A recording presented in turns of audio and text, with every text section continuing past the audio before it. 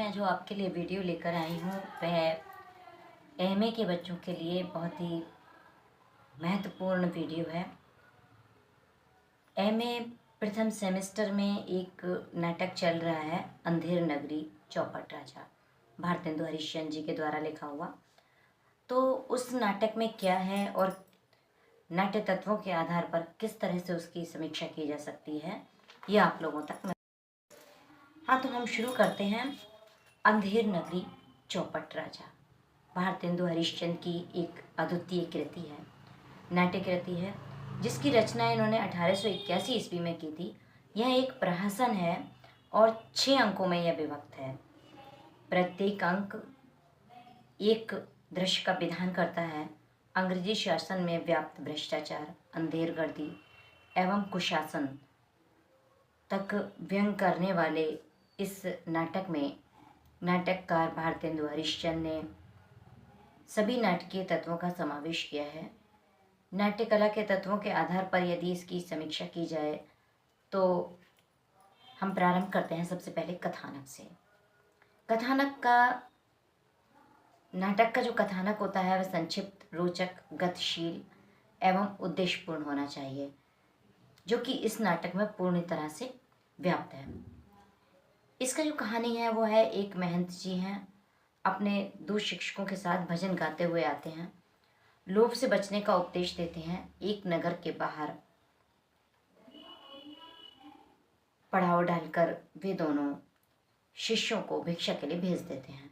बाजार में हर चीज टकासेर बिक रही है, जिससे उनका एक शिष्य गोवर्धन दास बड़ा प्रसन्न होता है, भरपेट मिठाई खाता है और भिक्षा के मिले पैसे के 3.5 सेर मिठाई लेकर गुरुजी के पास जा पहुंचता है। गुरुजी कहते हैं कि हमें ऐसे नगर में नहीं रहना चाहिए जहां टकासेर भाजी और टकासेर खाजा बिकता हो और कुशासन के, किंतु गोवर्धन दास वहीं रह जाता है। मूर्ख राजा के दरबार में एक फरियादी बकरी की मौत का फरियाद लेकर आता है, जो दीवार के नीचे दबकर मर गई थी। राजा दीवार बनाने वाले मिस्त्री को, किंतु मिस्त्री चूने वाले को और चूने वाला भिश्ती को और अंततः कोतवाल को दोषी ठहराता है। जब फांसी का फंदा उसके गले में डाला जाता है तो गर्दन पतली निकलती है और परिणामतः मोटी गर्दन वाले आदमी की तलाश शुरू की जाती है। ये है अंधेर नगरी चौपट राजा। गोवर्धन दास फांसी पर चढ़ाए जाने लगा, तभी गुरुजी वहां पहुंच जाते हैं और उन्होंने एक तरकीब सोची। राजा के सामने गुरुजी और इनके शिष्य दोनों शिष्य फांसी पर चढ़ने के लिए तकरार करने लगे। जब राजा ने इसका कारण पूछा तो उन्होंने बताया कि इस समय ऐसा मुहूर्त है, जो फांसी पर चढ़ेगा सीधा स्वर्ग जाएगा। परिणामतः राजा स्वयं फांसी पर चढ़ जाता है, फांसी का फंदा अपने गले में डलवाता है और फांसी के फंदे पर लटक जाता है। नाटक की समाप्ति इस वाक्य से होती है कि जहाँ धर्म, बुद्धि और विषय कानून पर आधारित समाज ना हो, उस नगर में नहीं रहना चाहिए। अंधेर नगरी में निवास करने वालों का विनाश चौपट राजा के समान ही होता है। अब इस नाटक में अंधेर नगरी चौपट राजा में अगला बिंदु आता है पात्र एवं चरित्रांकन। तो अंधेर नगरी प्रहसन भारतेंदु जी के द्वारा बनारस के नेशनल थिएटर के लिए एक दिन में लिखा गया था, जो काशी के दशाश्वमेध यज्ञ घाट पर उसी दिन अभिनीत भी हुआ। इस संस्था के संरक्षक भारतेंदु जी स्वयं थे। इस नाटक के प्रमुख पात्र महंत जी और उनके 2 चेले गोवर्धन दास और नारायण दास। मूर्ख राजा और उसका मंत्री बाजार में कबाब वाला, चना जोर गरम वाला घासीराम, नारंगी वाली हलवाई, कुंजड़ेन, चूरन वाला, मछली वाला, जाल वाला, ब्राह्मण बनिया, ये सब इसमें मुख्य पात्र हैं। बाजार में सामान बेचने वालों की बानी बोली में प्रलोभन है, साथ ही व्यंग की पैनी धार भी।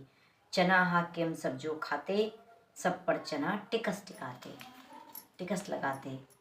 चूना टैक्स वाले यानी नौकरशाही को अंधेर गर्दी।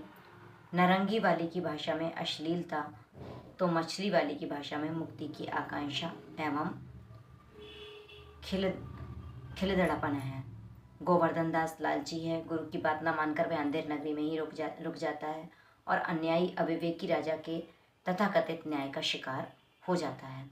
जब मोटी गर्दन के कारण फांसी का फंदा उसके गले में पड़ने को होता है, तभी उसके गुरु महंत जी आ जाते हैं और उसकी प्राण रक्षा की मुक्ति दिलवाते हैं।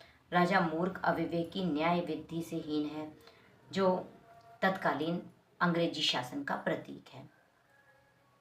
चारों ओर भ्रष्टाचार है, मंत्री खुशामदी हैं।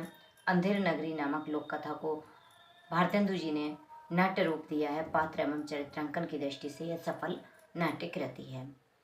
अब बात आती है संवाद योजना की।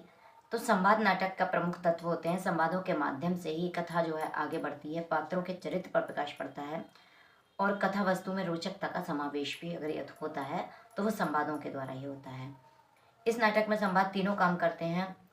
ये एक सफल नाटक के संवाद संक्षिप्त, प्रभावपूर्ण और चुटीले होने चाहिए, जो कि इसमें पूरी तरह से विद्यमान है।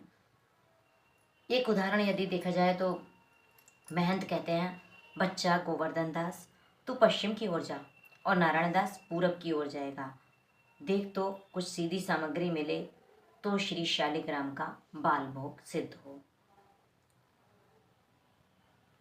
गोवर्धन दास कहते हैं, गुरुजी मैं बहुत सी भिक्षा लाता हूँ, यहाँ के लोग तो बड़े मालदार दिखाई पड़ते हैं। अब आता है देशकाल और वातावरण। देशकाल एवं वातावरण के सफल चित्रण में नाटक के कथ्य में स्वाभाविकता एवं विश्वसनीयता का संचार होता है। बाजार के दृश्य को साकार करने में लेखक ने पूर्ण सफलता प्राप्त की है। इस बाजार में सब हैं, कबाब वाला, चना जोरे गरम, घासीराम, नारंगी वाली, हलवाई, कुंजड़िन, मुगल, पाचक वाला, मछली वाली और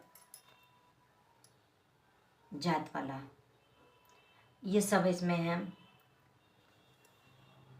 इसमें जो देशकाल और जो वातावरण दिखाया है उन्होंने, उसमें दिखाया है कि चूरन ऐसे हाजमे वाला है कि साहब अंग्रेज लोगों ने इस चूरन को खा लिया और सारा हिंदुस्तान हजम कर गए। कुंजड़े ने आवाज़ लगाती है, जैसा काजी वैसा पाजी।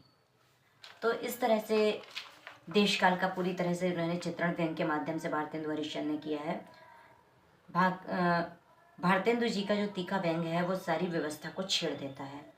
हिंदुस्तान में फूट डालो और राज करो की जो अंग्रेजी शासन व्यवस्था की कलई खोलते हैं। यदि हम पारिवारिक द्वेष और भाव को नहीं बुलाते तो अंग्रेज इसी फूट डालो नीति का सहारा लेते रहेंगे। भाषा शैली यदि देखी जाए तो नाटक की भाषा बोधगम्य है, सरल है, सहज है और प्रभावपूर्ण है। अंधेर नगरी भाषा की कसौटी पर कसे जाने पर एकदम से ठीक उतरता है। बाजार में माल बेचने वालों की बोली किस प्रकार ग्राहकों को आकृष्ट करती है और दोहरे अर्थ से व्यक्त होने के कारण कैसी पैनी मार करती है, इसका उदाहरण प्रस्तुत है। मछरिया 1 टके की बिकाए, लाख टका के बाला जोवन, गाहक सब ललचाए। तो इस तरह से करके भाषा शैली है।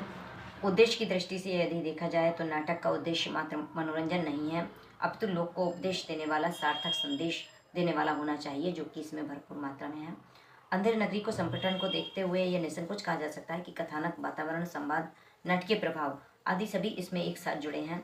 कथानक में वातावरण निहित है, संवादों की विशेषता भाषा के अधीन न होकर चरित्रों की प्रकृति और भंगिमा के अनुरूप है। अंधेर नगरी एक उद्देश्यपूर्ण नाटक है। भारतेंदु हरिश्चंद्र ने अंग्रेजी कुशासन का झंडा फोड़ किया है।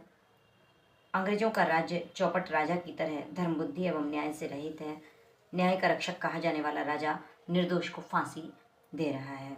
इस विवेकहीनता एवं अन्याय का दुष्परिणाम भी शीघ्र ही सामने आता है, जब राजा अपने ही फैलाए हुए जाल में फंसकर स्वयं अपना ही नुकसान कर लेता है। इस नाटक में अंग्रेज सरकार के निकम्मेपन पर उनकी अन्यायपूर्ण शासन नीति पर एक करारा तमाचा मारा गया है। इस तरह से अंधेर नगरी चौपट राजा हास्यास्पद व्यंग्यपूर्ण परिणति है। इसका जो मुख्य उद्देश्य रहा है वो पूरी तरह से सफल रहा है। हमारे देश की जो व्यवस्था है उसको लोगों के सामने तक लाने का प्रयास भारतेंदु जी ने अपने इस नाटक के माध्यम से किया है। तो इस तरह से अंधेर नगरी चौपट राजा भारतेंदु हरिश्चंद्र का एक बहुत ही प्रसिद्ध नाटक है, एक प्रहसन है और इसका प्रभाव हमारे समाज पर, हमारे देश पर पड़ा, एक करारा व्यंग जो किया गया है। तो इस तरह से यह हमारी नाटक के तत्वों पर पूरी तरह से खरा लोगों ने मेरा चैनल सब्सक्राइब नहीं किया है तो कर लीजिएगा, क्योंकि मैं लगातार नई नई वीडियो आप लोगों के लिए एक व्याख्यान के रूप में लेकर आ रही हूँ।